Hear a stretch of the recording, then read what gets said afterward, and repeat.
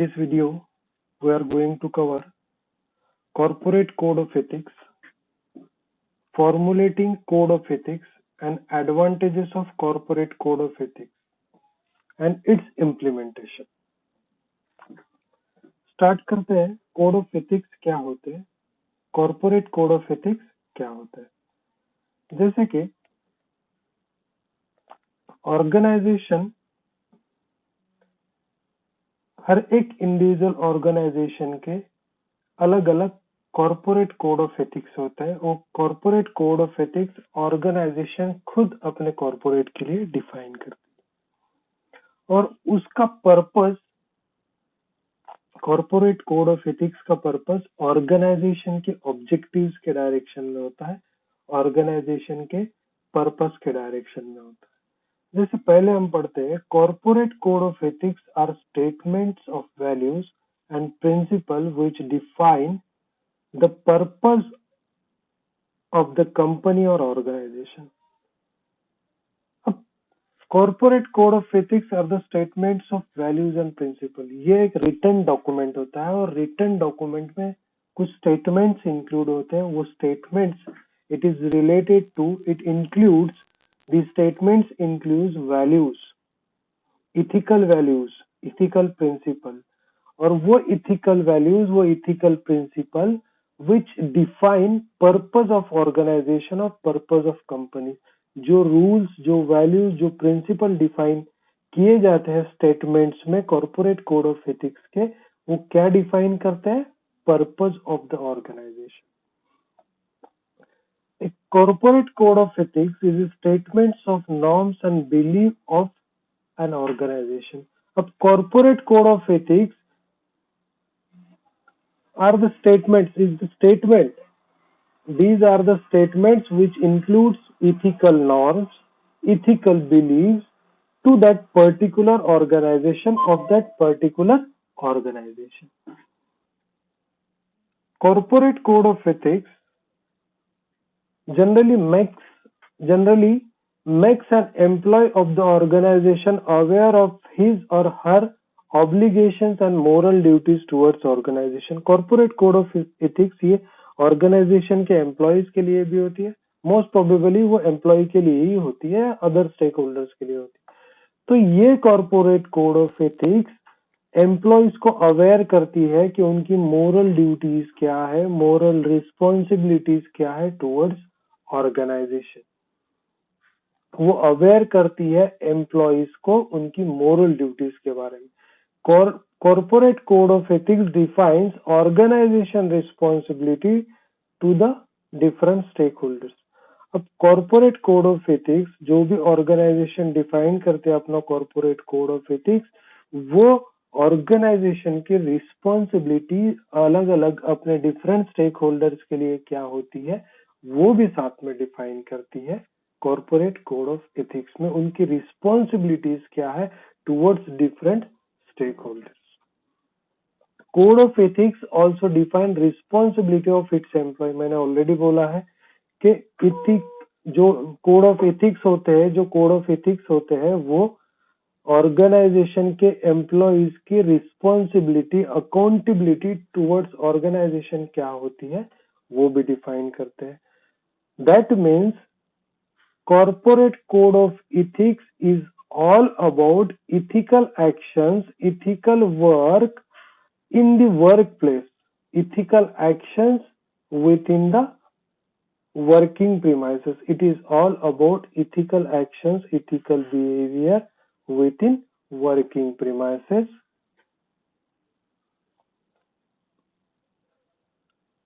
Most of the time corporate code of ethics को interchangeably code of conduct और code of practice भी बोला जाता है, but कोड ऑफ एथिक्स में, कोड ऑफ कंडक्ट में, कोड ऑफ प्रैक्टिसेस में थोड़ा सा डिफरेंस है, कुछ डिफरेंसेस है, वो डिफरेंसेस हम पढ़ते हैं।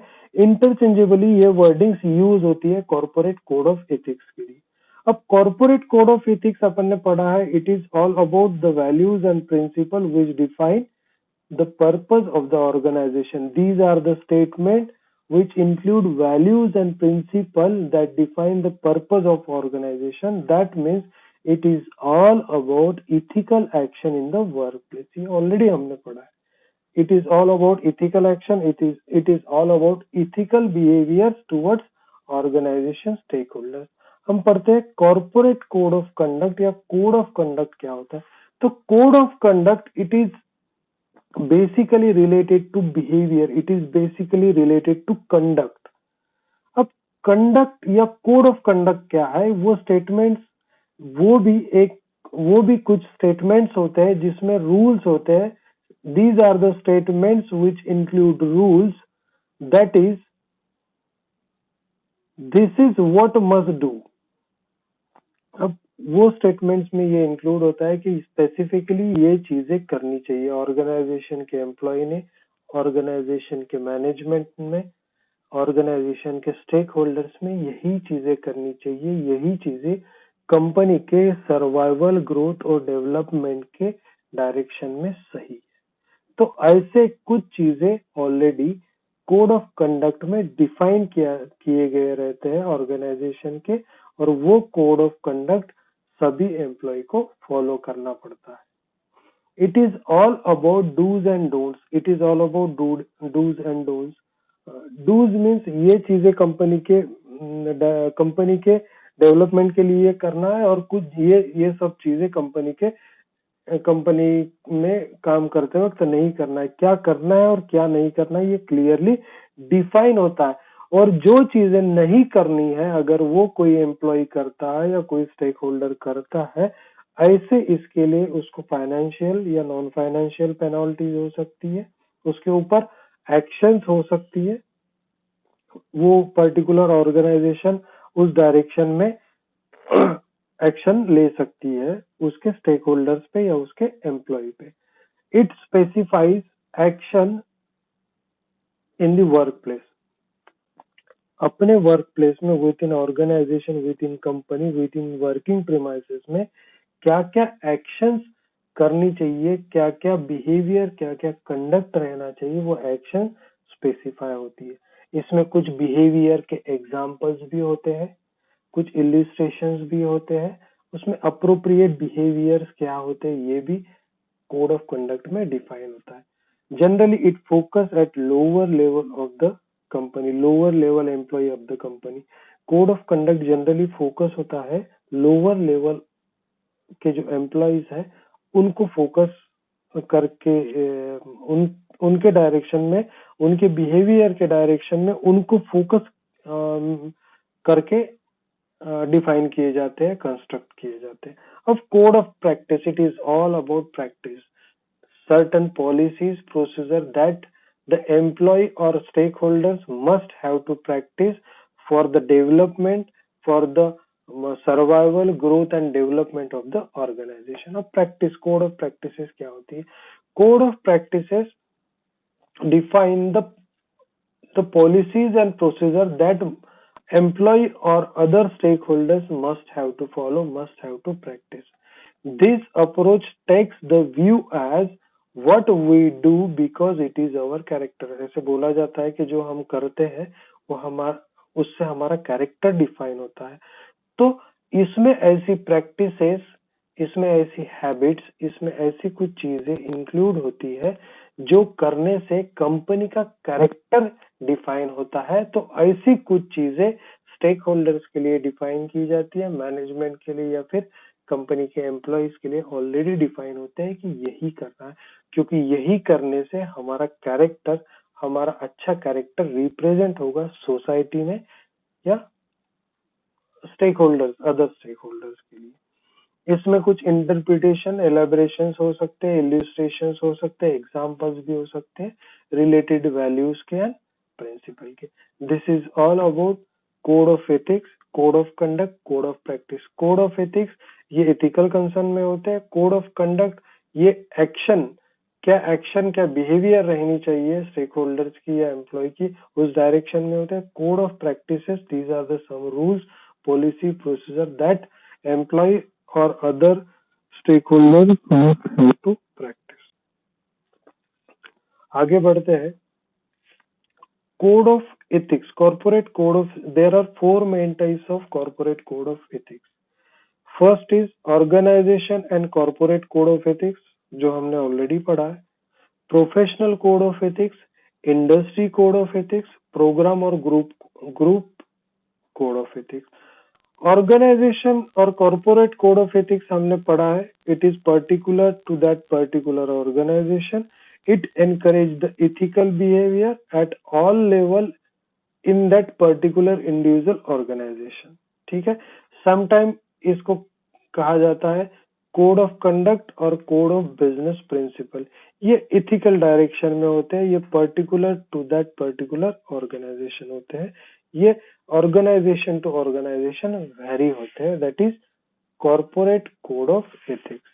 अगर मैं प्रोफेशनल कोड ऑफ एथिक्स की बात करता हूँ तो ये प्रोफेशन के हिसाब से होता है। प्रोफेशन कौन से? मेडिकल प्रोफेशन डॉक्टरी, legal profession law, accountancy chartered accountant, engineering engineers, marketing जो भी बिजनेस मार्केटिंग से रिलेटेड होते हैं उससे उससे related professional code of ethics या डिफाइन। मतलब जो प्रोफेशनल ग्रुप्स है जैसे medicine that means doctor, legal, chartered accountants, ये ग्रुप्स अपने प्रोफेशनल एथिक्स ऑलरेडी डिफाइन करते रहते कि इस प्रोफेशन में इस तरीके से बिहेव करना है। लाइक डॉक्टर का एग्जांपल लेते हैं तो डॉक्टर के कोड ऑफ एथिक्स क्या कैसे रह सकते हैं? डॉक्टर के code of ethics towards their profession, doctor towards patient, doctor towards doctor. तो ये डॉक्टर के साथ बिहेव करते वक्त इथिकल बिहेवियर कैसा रहना चाहिए, डॉक्टर का पेशेंट के साथ बिहेव करते वक्त प्रोफेशनल एथिक्स, कौन से एथिक्स फॉलो करने हैं डॉक्टर्स को प्रोफेशन में किस तरीके के कौन से एथिक्स फॉलो करना है वो डिफाइन किए जाते हैं। लॉयर को कौन से एथिक्स फॉलो करना है, चार्टर्ड अकाउंटेंट को अपने कौन से एथिक्स फॉलो करना है, ये पर्टिकुलर प्रोफेशन के प्रोफेशनल ग्रुप डिफाइन करके रखता है, उसकी गाइडलाइन प्रोफेशनल ग्रुप डिफाइन करके रखता है। वो रूल्स को, वो कोड्स को प्रोफेशनल कोड ऑफ एथिक्स बोला जाता है। अब इंडस्ट्री कोड ऑफ एथिक्स, अब नंबर ऑफ इंडस्ट्रीज वर्क करती है सोसाइटी में। फूड इंडस्ट्री है, सॉफ्टवेयर इंडस्ट्री है, एग्रीकल्चर इंडस्ट्री है, सर्विस इंडस्ट्री है, different manufacturing industry, number of industries work करती है। अब इंडस्ट्री टू इंडस्ट्री के कोड ऑफ एथिक्स अलग अलग होते हैं। तो ये industry to industry code of ethics जो वेरी होते हैं, जो अलग अलग इंडस्ट्रीज के लिए डिफाइन किए जाते हैं, उसको वो पर्टिकुलर उस इंडस्ट्रीज के लिए होते हैं। फूड इंडस्ट्रीज के कोड ऑफ एथिक्स अलग होंगे, सॉफ्टवेयर इंडस्ट्रीज के कोड ऑफ एथिक्स अलग होंगे, एग्रीकल्चर इंडस्ट्रीज के कोड ऑफ एथिक्स अलग होंगे। तो ये डिफरेंट कोड ऑफ एथिक्स हो सकते हैं इंडस्ट्रीज के हिसाब से। अब फाइनली प्रोग्राम और ग्रुप कोड ऑफ एथिक्स। अब प्रोग्राम और ग्रुप, सोसाइटी में नंबर ऑफ डिफरेंट ग्रुप है, एनजीओज है। अब ऐसे नंबर ऑफ ग्रुप्स है, ऐसे नंबर ऑफ प्रोग्राम्स है, वो प्रोग्राम्स अपने एथिक्स, अपने कोड ऑफ एथिक्स डिफाइन करके रखते हैं अपने प्रोफेशन के हिसाब से या फिर अपने ऑब्जेक्टिव्स के हिसाब से, अपने ग्रुप के हिसाब से। जैसे कि इंडियन मेडिकल एसोसिएशन एक एसोसिएशन है, एक ग्रुप है। ये ग्रुप अपने एथिक्स, अपने बिजनेस एथिक्स, अपने code of ethics already define करके रखता है। तो ये स्पेसिफिकली उस पर्टिकुलर ग्रुप के लिए होते हैं, ये पर्टिकुलर प्रोग्राम के लिए होते हैं। Like global protection environment protection programme, जो world wide global environment protection programme है, उसके एक अलग खुद के कोड ऑफ एथिक्स होते हैं। जैसे ऑल इंडिया मैनेजमेंट एसोसिएशन, इस एसोसिएशन के अपने अलग कोड ऑफ एथिक्स होते हैं।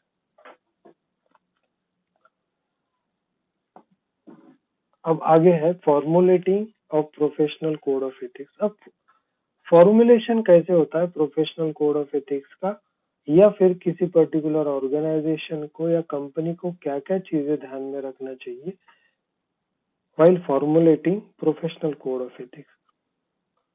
सबसे पहले तो professional code of ethics clearly define करना चाहिए प्रोफेशनल कोड ऑफ एथिक्स में उस कंपनी का पर्पस क्या है, या फिर the purpose of new code must be clearly define.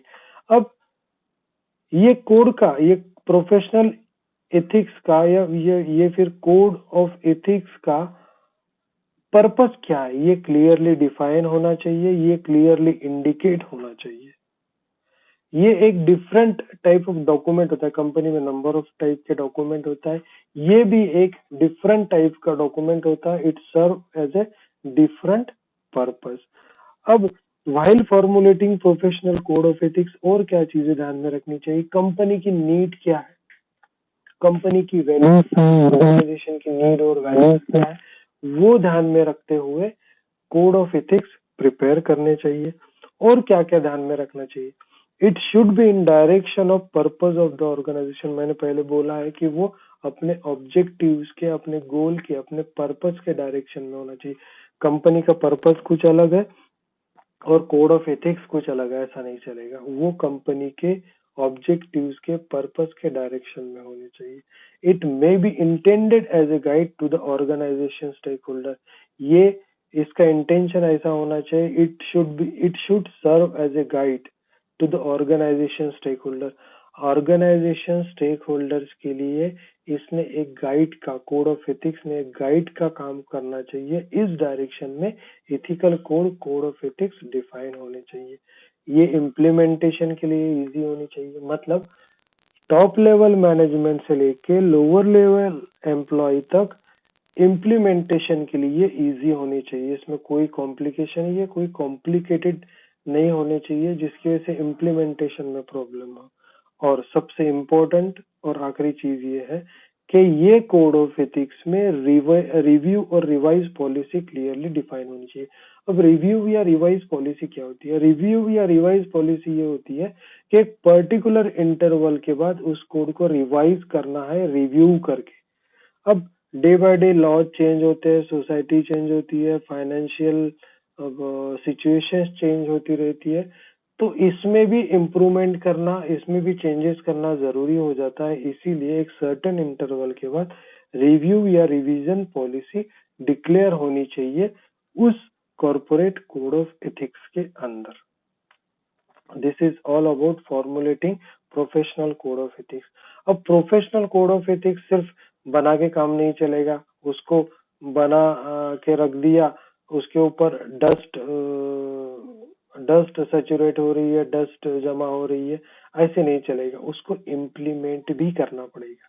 वो जो इम्पोर्टेंट डॉक्यूमेंट है कॉर्पोरेट कोड ऑफ एथिक्स, ये सिर्फ बना के नहीं चलेगा, उसको इम्प्लीमेंट भी करना पड़ेगा। उसके इम्प्लीमेंटेशन के लिए कुछ रूल्स बनाने पड़ेंगे, कुछ ट्रेनिंग्स देनी पड़ेंगी, कुछ गाइडलाइंस इशू करनी पड़ेंगी। तो implementation is also one of the important issue, ये भी एक इम्पोर्टेंट इशू है इम्प्लीमेंटेशन। अब after formulating the code of ethics, or after formulating the code of ethics, the next step is its implementation। अब implementation में पहले क्या चीजें आती है, implementation में उसकी पब्लिसिटी होनी चाहिए, वो प्रिंटेड इनसाइड आउटसाइड ऑर्गेनाइजेशन में लगना चाहिए, या फिर विजिबल होना चाहिए वो सबको। ऐसी जगह पे, हर एक जगह पे corporate code of ethics clearly उसके बैनर्स या उसके बोर्ड्स लगे हुए लगे लगने चाहिए, सो दैट कोई पढ़ के उसको पढ़े और लोग उसको इम्प्लीमेंट करे, लोगों के ध्यान में रहे। ऐसे a proper step should be taken in order to follow the code of ethics. Company को, ऑर्गेनाइजेशन को नेसेसरी स्टेप्स लेनी पड़ेंगी उसको फॉलो करने के लिए। कंपनी के एम्प्लॉय ने, कंपनी के स्टेक होल्डर्स ने उसको फॉलो करना चाहिए। उस डायरेक्शन में ट्रेनिंग, अवेयरनेस प्रोग्राम कंपनी ने लेनी चाहिए। ऐसे कुछ एक्टिविटी करनी चाहिए सो दैट कंपनी के एम्प्लॉयज और stakeholders code of ethics को फॉलो करें। इफेक्टिव इम्प्लीमेंटेशन स्कीम लॉन्च करनी चाहिए कंपनी ने। तो ऐसी कुछ चीजें कंपनी ने करनी चाहिए, training programmes, education programme, refresher course, ये सब चीजें। इफेक्टिव इम्प्लीमेंटेशन के लिए एक कंपनी उसके लिए क्या कर सकती है, वो सब चीजें implementation of code of ethics में आती है। Next one is advantages of code of ethics. अब इसके नंबर ऑफ एडवांटेजेस है। सबसे पहला एडवांटेजेस तो ये है कि it helps to achieve organization objective. Organization का जो भी ऑब्जेक्टिव है वो अचीव करने के लिए, अच्छी ब्रांड इमेज बनाने के लिए, कंपनी की अच्छी इमेज बनाने के लिए, नेशन के डेवलपमेंट के लिए। क्योंकि अगर उस पर्टिकुलर कंट्री में अच्छी कंपनीज का अच्छा कॉर्पोरेट गवर्नेंस होगा तो sorry corporate code of ethics होगा तो कंपनी अच्छे से सरवाइव करेगी, ग्रोथ करेगी और डेवलप करेगी। इसका रिजल्ट ये होगा कि नेशन का भी डेवलपमेंट होगा। तो एडवांटेजेस पर्टिकुलर पढ़ते हैं अपन। Ethics, code of ethics act as a baseline to avoid ethical dilemmas in the workplace. अब वर्क प्लेस में इथिकल डायलामाज हो सकते हैं। किसी एक पर्टिकुलर डिसीजन को लेके अलग अलग पर्सन की अलग अलग राय हो सकती है। तो ऐसे इथिकल डायलामाज को ओवरकम करने के लिए ये कोड ऑफ एथिक्स बेसिक्स होते हैं, जिसकी वजह से कंपनी में डिसीजन मेकिंग के वक्त इथिकल डायलामाज नहीं रहेंगे। It helps to elevate professional and professionalising the company environment. अब code of ethics helps to develop professionalism in the company environment. एक प्रोफेशनल एटीट्यूड लाने के लिए, प्रोफेशनल अप्रोच लाने के लिए, वो अप्रोच एलिवेट करने के लिए code of ethics major role play करता है। It helps to address honesty, data privacy and professional accountability. अब honesty, data privacy, professional accountability क्या है? Honesty, corporate code of ethics, it is all about ethical actions, it is all about ethical behavior। अगर ethical actions, ethical behavior अगर work में होगा तो naturally honestly work perform करेंगे employ. और data privacy भी मेंटेन होनी चाहिए, जैसे कि कॉन्फिडेंशियल डेटा होता है। तो कोड ऑफ एथिक्स अगर कंपनी ने ऑलरेडी डिफाइन किए गए रहेंगे तो डेटा प्राइवेसी भी मेंटेन होगी और एम्प्लॉय की अकाउंटेबिलिटी, एम्प्लॉय की रिस्पॉन्सिबिलिटी भी वहां पे क्लियरली डिफाइन होने की वजह से एम्प्लॉय भी अकाउंटेबल रहेंगे, रिस्पॉन्सिबल रहेंगे कंपनी के डायरेक्शन में, कंपनी के लिए। It helps to create awareness regarding business policy and procedures. Corporate code of ethics helps to aware what are the policies and procedures of the company, उसको implement कैसे करना है, उसको adopt कैसे करना है, ये सब डायरेक्शन में corporate code of ethics help करता है। वो उसका अवेयरनेस क्रिएट करने के लिए, उसको ऑप्ट करने के लिए, उसको इम्प्लीमेंट करने के लिए, उसको एडॉप्ट करने के लिए। It helps to avoid conflict of interest. अब पर्टिकुलर पर्सन का, नंबर ऑफ एम्प्लॉयज का अपना पर्टिकुलर इंटरेस्ट भी रह सकता है किसी काम के लिए। तो वो इंटरेस्ट के जो कॉन्फ्लिक्ट्स है वो अवॉइड करने के लिए corporate code of ethics major role play करता है। It helps to create brand image of the organisation. जितना corporate code of ethics strong होंगे, अच्छे होंगे, उतना उस ऑर्गेनाइजेशन का ब्रांड इमेज अच्छा होगा। Corporate code of ethics helps to maintain ethical culture within organization. Ethics जितने अच्छे होंगे, code of ethics, corporate code of ethics helps to maintain ethical culture within organization. And finally, it helps to create awareness regarding business policy and procedure। Business policy और जो procedures है उसके बारे में awareness create करने के लिए corporate code of ethics major role play करता है।